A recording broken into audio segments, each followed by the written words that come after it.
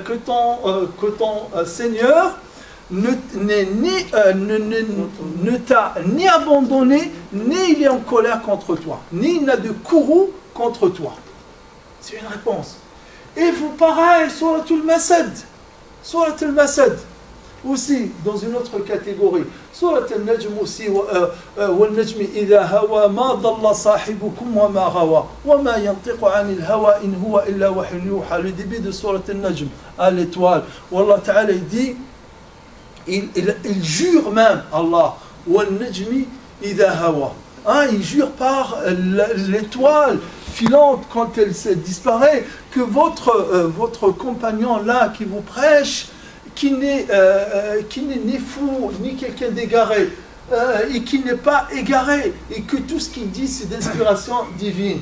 Surat al-Masad, pareil, Abu Lahab, il a dit Tabban lak, alihada jama'tana, professeur Salim, Abu Jahl, il dit au prophète sallam, il dit Tabban lak, quand il les a rassemblés sur le mont de Safa, il a appelé toute sa famille, les Bani Fulan, tout le grand clan élargi, il leur a dit Allah m'a envoyé comme messager pour vous avertir qu'il y a une vie après cette vie, qu'il faut l'adorer. Et Abu Lahab, il lui dit que tu périsses, Tabban lak, alihada jama'tana, que tu périsses, c'est pour ça que tu nous as rassemblés, pour nous raconter ces histoires-là, que tu es un prophète. Il a dit une fois que tu périsses.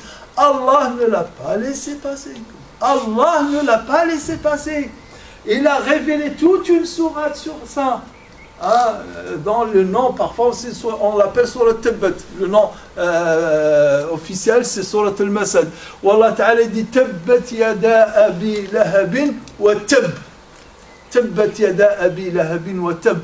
Ma aghna anhu maluhu wa ma kasab, sayasla nar dhat lahab. Pour comprendre de tout ça, c'est quoi? C'est que le Coran, il est plein de sourates tout entières, de versets, ensemble de versets, où il est question de ces attaques contre le prophète sallallahu alayhi wa sallam. Et dans l'ensemble, on tire plusieurs leçons. On tire plusieurs leçons, principalement 3 leçons qu'on tire de toutes ces typologies. Ça, ce sont des types différents. C'est des façons différentes dont Allah répond aux attaques.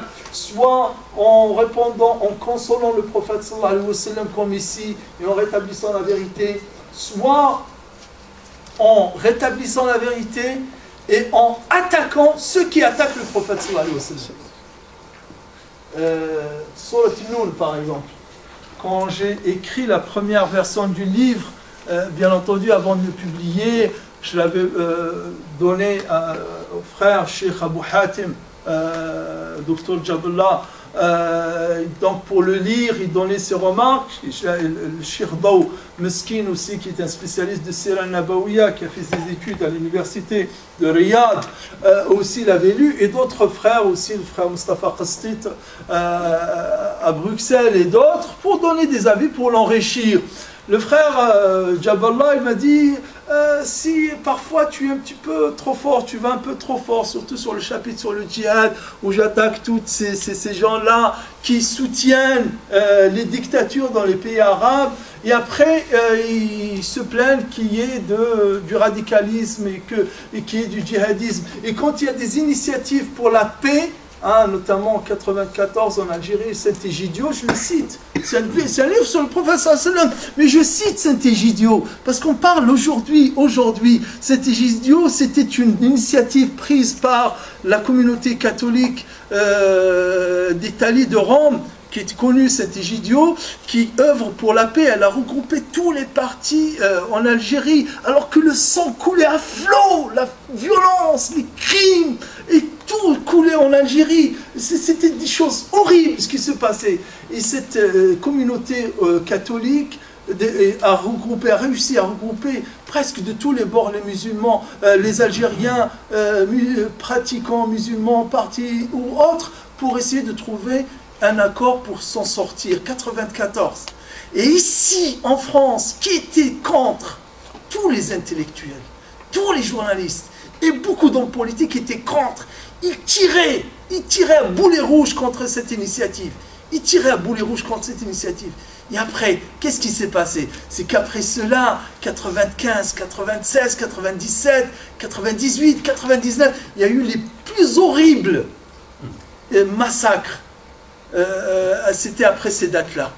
S'ils avaient laissé, s'ils avaient soutenu au moins laissé le processus, on aurait abouti au bout d'1 an ou 2 ans, il n'y aurait pas eu tous ces massacres de 80. Et après, ils viennent nous donner des leçons sur la paix, ils viennent nous donner des leçons sur le dialogue, etc. Donc ces gens-là, tu ne peux pas leur parler tendrement. Il faut leur renvoyer leur turpitude, je les cite le mot, il faut leur renvoyer leur turpitude à leur figure. Hein? Et de même, à Londres, il y avait les 2 mouftis. Les 2 mouftis du groupe armé, ils étaient à Londres, ils étaient connus, ils avaient pignon sur rue. Hein? Je n'ai même pas besoin de citer son nom, tellement je les déteste.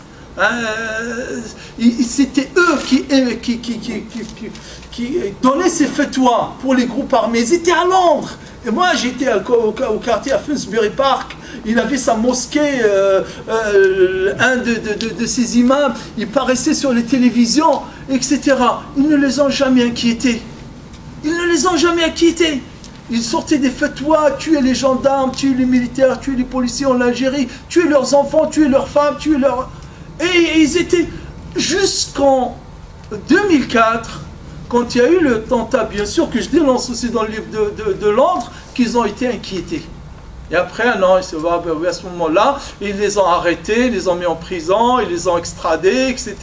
Ah bon, quand les Algériens mouraient, et par milliers et par dizaines de milliers, les 2 mouftis avaient presque l'immunité diplomatique, quoi. Et après, quand ça les touche, donc ça, ce sont des vérités. Ce sont des vérités qu'il faut utiliser. Arrêtez de dire que le prophète sallam c'est un guerrier, alors que dans sa vie, il n'a tué qu'une personne et par défense. Il n'a tué qu'une personne par défense. Et cette personne qu'il a tuée depuis la Mecque, depuis plus de 20 ans, presque 15 ans auparavant, qu'il le menaçait. Il avait même un cheval, Ibn Abi Mu'ayt, qu'il avait un cheval qu'il sortait de temps en temps, il lui disait: oh Mohammed, tu vois ce cheval-là, je suis en train de le dresser parce que plus tard je vais te tuer. Je serai sur ce cheval-là quand je te tuerai. Plusieurs années auparavant. Et c'était par hasard, donc Ghazwat Uhud, le prophète sallam était à terre parce qu'il était touché. Il a vu Uqba ibn Abi Mu'ayt arriver de loin pour le tuer. Il a retrouvé la force, alhamdulillah, il s'est levé, il l'a contré par une lance et il l'a tué. Et de dire que c'est un guerrier. Ah, dans toutes les guerres, j'ai cité tout à l'heure 27 le nombre, 18 se sont soldés par des accords, ou se sont soldés par non-rencontre des 2 armées. Il y avait préparation à la guerre, et après, pour une raison ou pour une autre, il n'y a eu que 7 de ces batailles-là, où il y avait vraiment confrontation entre les 2 armées, et le nombre de morts maximum, il n'a pas dépassé 260. 260 dans le rang de toutes les guerres que le prophète a menées contre les Qurayshites et leurs alliés, n'ont pas dépassé 260 et 152 du côté des musulmans. Et on ose dire que le prophète est un prophète guerrier. Et c'est pour cette raison que les chiffres, l'histoire, les récits et le présent aussi sont autant d'arguments qu'on utilise pour parler et rétablir la vérité concernant l'image du prophète sallallahu alayhi wa sallam. Ça, Surat al-Hijr. Alors là, Surat al-Hijr, c'est une leçon à elle toute seule sur ce sujet. De son début, c'est une sourate qui contient 99 versets. Surat al-Hijr. Notez bien, Surat al-Hijr. C'est à elle toute seule, c'est une leçon complète, un module, on peut dire, un module dans son thème, sur la façon, sur la problématique, à savoir les attaques entre le prophète et les prophètes d'une façon générale, et le comportement surtout. j'ai pas cité, j'ai sauté très vite sur Surat Noun. Surat Noun, pourquoi je l'ai cité? Comme Surat Al-Mudaththir. Elle se ressemble. Elle concerne d'ailleurs la même personne, le Walid ibn Mughira. Le Walid ibn Mughira qui a dit, le prophète sallallahu alayhi wa sallam, il a dit Majnoun, il a dit Sha'ir. Allah Ta'ala, il a répondu par combien? Il a qualifié le prophète sallallahu alayhi wa sallam, Noun, wal qalami wa ma yasturun, ma anta bi ni'mati rabbika bi majnoun. Il a traité le prophète sallallahu alayhi wa sallam de Majnoun, de Sha'ir. Allah, il lui a répondu فلا تطعي المكذبين ودوا لو تدهن فيدهنون ولا تطع كل حلاف مهين هماز مشاء بنميم مناع للخير معتد أثيم عتل. 8 qualificatifs. Et c'est pas fini. Le 9e, c'est vraiment, comment on dit, Al-Qasha, allati qasamat dhahar sahibaha. C'était vraiment la goutte qui a fait déborder le vase sur la personne. Zanim, on ne sait même pas qui est son père. 9 qualificatifs. Et c'était ma réponse que j'ai donnée au frère Abu Hatim Jaballah. Je lui ai dit, regarde ce que dit Allah Ta'ala dans le Coran.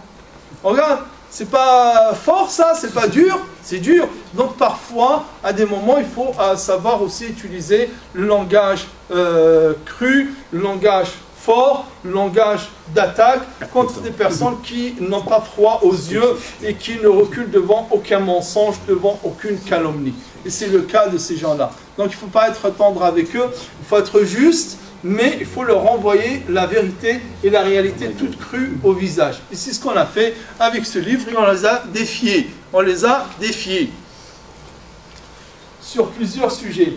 Les négateurs disent « Ô toi à qui le Coran a été révélé, tu n'es en vérité, tout début de Surat, à partir du verset 5, tu n'es en vérité qu'un fou, un possédé, par ton Seigneur. » Allah il répond « Nous les soumettrons tous à un interrogatoire sévère, au sujet de leur agissement. Proclame donc la réponse directe.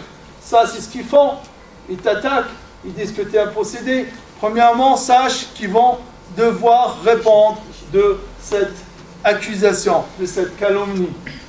Mais toi, ce qui t'est demandé de faire, proclame donc hautement les ordres que tu as reçus et détourne-toi des idolâtres. Continue ton chemin. Ne te laisse pas distraire, ne te laisse pas occuper, ne mets pas toute ton énergie et toute ton attention sur ça. Voilà, continue ton chemin parce que ton chemin, il est là, ton cap, il est là. Nous chargeons des moqueurs. Inna kafaynaka al-mustahzi'in. Ce verset est très important dans Surat Al-Hijr où Allah Ta'ala dit Inna kafaynaka al-mustahzi'in. Nous nous chargeons des moqueurs. Les moqueurs, laisse-les pour nous. On s'en occupera. C'est nous. On s'occupera d'eux, de nous tout seuls. Et là, il y a des signes, je ne vais pas m'attarder sur ça, comment Allah Ta'ala, encore aujourd'hui, moi j'ai vu des signes de ça. Nous nous chargeons des moqueurs, je l'ai vu même dans la une du 14 janvier de Charlie Hebdo, je l'ai vu. Je peux parler longuement et je défie quiconque de me dire qu'il n'y a pas la main d'Allah Ta'ala, il n'y a pas la protection d'Allah Ta'ala dans cette une-là. Parce que pour qu'un use, avec toute cette haine qu'il a, avec toute cette colère qu'il a perdu 5 ou 6 de ses amis, qu'il a perdu, et qu'après 20 dessins, il a dessiné 20 croquis pour aboutir à un prophète qui pleure et qui dit tout est pardonné. Là, si ce n'est pas la main d'Allah Ta'ala qui l'a retenu d'exprimer toute sa haine et sa colère, je ne vois pas d'autre raison. Je ne vois pas. Moi, je ne vois pas. Je ne vois pas. Donc, ceux qui associent une autre divinité au Seigneur et qui seront mis face à leurs erreurs, nous savons que leur dénigrement t'oppresse le cœur. وَلَقَدْ نَعْلَمُ أَنَّهُ لَيُحْزِنُكَ الَّذِي يَقُولُونَ لَيُحْزِنُكَ الَّذِي يَقُولُونَ. Nous savons, Allah lui dit, je sais, et c'est un être humain, le prophète sallallahu alayhi wa sallam, que ce qu'ils disent sur toi, cette calomnie, toutes ces insultes, on sait que ça t'oppresse le cœur, ça t'est insupportable, Célèbre donc les louanges de ton Seigneur, hein, sois du nombre des adorateurs et adore ton Seigneur jusqu'à ce que te parvienne la certitude. فسبح بحمد ربك واعبد ربك حتى يأتيك اليقين واعبد ربك حتى يأتيك اليقين et adore ton Seigneur jusqu'à ce que la mort arrive. Voilà donc, c'est ça la conduite. Tu continues ton chemin, tu restes dans ta voie droite, tu restes dans ta religion, tu répands et tu continues ton chemin. Tu t'attardes pas sur ça. Voilà comment nous apprend le prophète sallallahu alayhi wa sallam à répondre à tout cela. Un autre verset, il en fut ainsi car aucun prophète n'a été envoyé à leur devancier. Le verset qu'on a cité tout à l'heure, sans qu'il les traité de sorciers ou de possédés, s'était-il passé la consigne Atawasaw bih? Pas même. Ce sont plutôt des peuples transgresseurs. Laisse-les à leur sort. Tu n'encourras aucun reproche. Exerce le rappel, car le rappel est utile aux croyants. Donc Allah Ta'ala dans cette sourate aussi, donc il leur apprend au prophète sallallahu alayhi wa sallam comment se comporter. Laisse-les, mais laisse-les, ça ne veut pas dire négliger, aucunement. Hein? Ça ne veut pas dire négliger. Ça veut dire que par moment, quand c'est vraiment important, vous imaginez, en 2007, qu'est-ce qui s'est passé? En 2007, c'est-à-dire pendant le procès de Charlie Hebdo, en France, les trois candidats, principaux candidats, Hollande, Bayrou et Sarkozy, qui était ministre de l'Intérieur en plus à l'époque, ils ont soutenu Charlie au tribunal. Les trois, vous imaginez, mais quel dédain, mais quel culot, mais aussi quelle misère pour la communauté musulmane. Personne n'a regardé. Parce que pourquoi? Je vais vous dire une chose. Parce qu'une semaine après, ou 2 semaines après, à peine, 2 semaines après, allez, hein, au plus 1 mois après, Bayrou était reçu dans un dîner organisé par une union des associations musulmanes.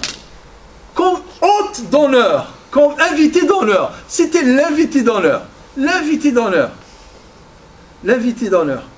Donc, comment voulez-vous que ces gens-là respectent cette communauté, respectent sa foi, respectent ses valeurs, respectent ça?